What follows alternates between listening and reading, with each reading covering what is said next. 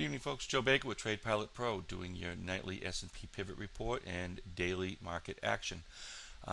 What's setting up here is something a little bit bigger than what I'd mentioned last night. Last night's video, I told you that the 1281.50 area was showing a little bit of a cause for concern, being it that we had lost momentum, money flow was down. It was basic markup in the market, and we know, as I mentioned before, this was kind of a synthetic buy.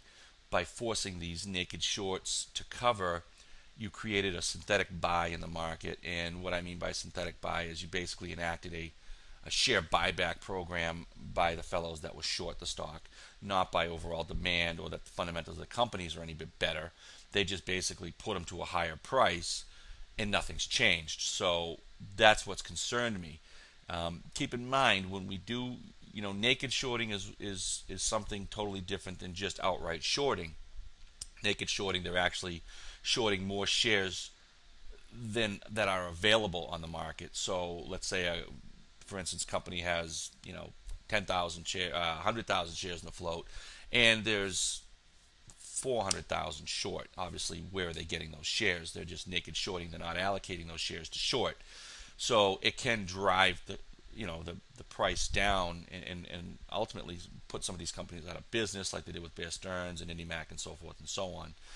Keep in mind, if there is a reason to do that, and that's because if the company gets delisted or goes out of business, the short sellers never have to pay a capital gains tax. So there's a quite incentive to drive these companies out of business. So that's why the government did what it did and called them all in and created this rally that we've got off the bottom. However, nothing's changed in the marketplace. The economic reports haven't changed.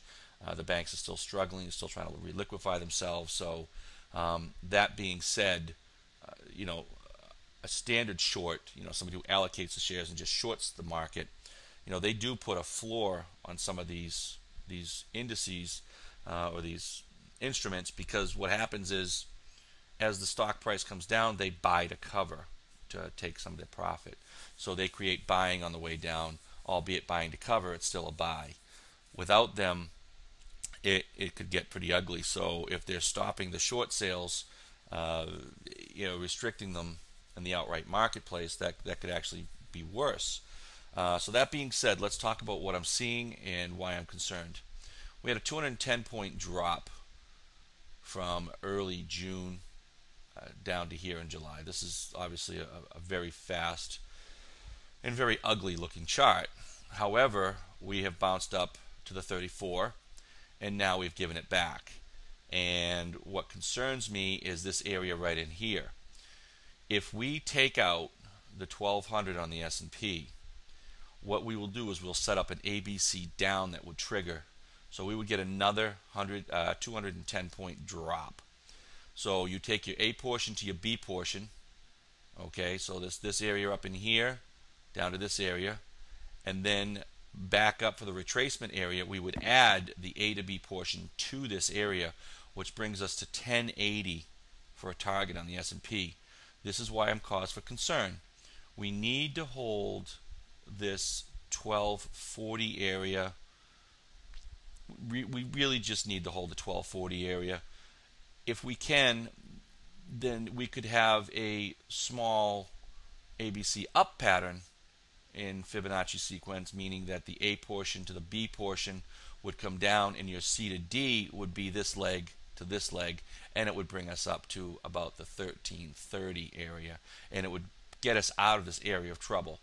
However, if we come down and we break it, we get down to that 1212, like I had mentioned in the market last night, that's too deep of a retracement, which means within this sequence, the best we could do is get back to the old high and, kind of play out from there. So I'm going to continue to do these on a nightly basis and keep you aware of what's going on with this, because this is obviously a great cause of concern for those of you that have long-term investments in mutual funds and so forth and so on. Okay, that being said, I'm going to jump over and do the pivots for tomorrow. Okay, here we are. My line in the sand is 1255.50. 1255.50 is my line in the sand. I am Bearish below, looking for lower prices, and I am bullish above. Let's go through the numbers.